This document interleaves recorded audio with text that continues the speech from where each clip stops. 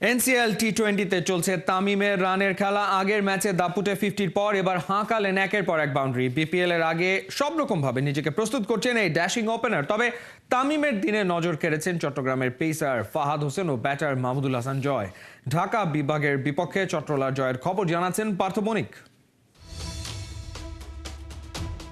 নিতে এসেছিলেন বিপিএল এর প্রস্তুতি, কিন্তু নিজ দলের বোলারদের কারণে মিস করলেন আরেক 50। এনসিএল টি-20তে তামিম হয়তো মজার ছলে এই অভিযোগ করতেই পারেন ফাহাদ হোসেনকে।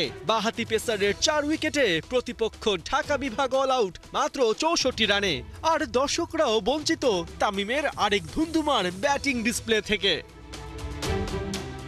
টার্গেট ছোট হলেও এদিন সবার নজর ছিল ইমন বনাম তামিম ফাইটে। প্রথমজন রিসেন্ট যুব এশিয়া কাপের সেরা বোলার, আরেকজন বাংলাদেশের লেজেন্ডারি ব্যাটার। কে কাকে মাত দেবেন, কে হবেন কার কাছে ছাড়খার? এই ব্যাটেলে হাসিটা তামিমেরই। ইমনের দ্বিতীয় বলেই হাকান বাউন্ডারি। শুধু একবার নয়, তৃতীয় ওভারে টানা দুইবার ইমনের বলে 4 হাকান মিস্টার খান। ওই ওভার থেকে আদায় করেন 8 রান।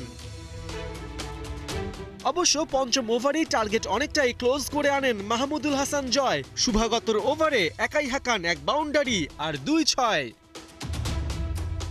পরের ওভারে সুযোগ পেয়ে তামিমও যোগ দেন পার্টিতে। সুমন খানের বল বাউন্ডারি ছাড়া করেন ডিপ কভার দিয়ে। তবে বোলিং দিয়ে ম্যাচ যদি চট্টগ্রামের হাতের মুঠো এনে দেন ফাহাদ, তবে সেই মুঠোতে ঢাকাকে পিষ্ট করেন মাহমুদুল হাসান। করেন 44 রান, 2 ছক্কা আর বাউন্ডারি 5 খান।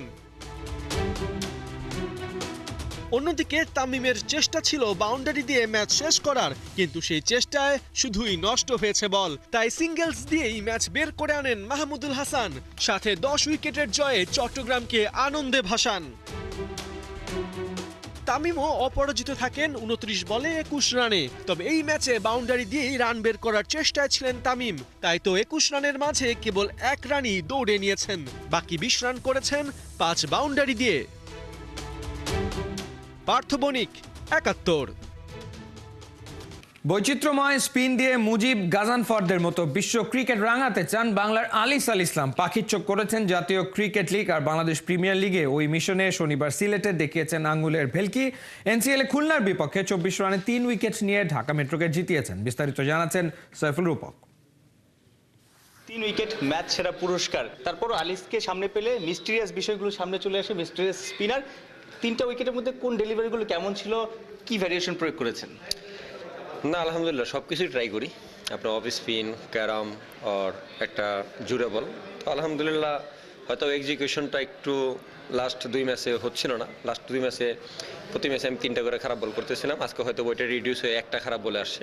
তো হোপফুলি নেক্সট ম্যাচে একটাও খারাপ বল হবে না। তো এরকম আর কি প্রতিদিন উন্নতি করার চেষ্টা। কোন উইকেটটা কোন ডেলিভারি ছিল? আপনার ইমরুল ভাইয়ের উইকেটটা ছিল ক্যারাম, আর মিথুন ভাইয়ের উইকেটটাও ক্যারাম বল ছিল, আর তামিমের উইকেট ছিল অফ স্পিন।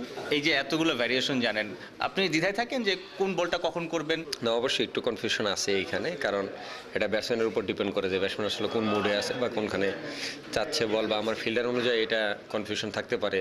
কারণ ডিপেন্ড হচ্ছে আমার ভ্যারিয়েশন আছে, আমি 2 দিকেই বের করতে পারি। তো ওই অনুযায়ী ফিল্ডিং সেট আপ করতে গেলে পাওয়ার প্লেতে একটু টাফ হয়ে যায়। যখন আপনার ফিঙ্গার কেউ বুঝে না, লাইক আপনি ক্যারম বল করলেন, কেউ সেটা অপোজিট ডিরেকশনে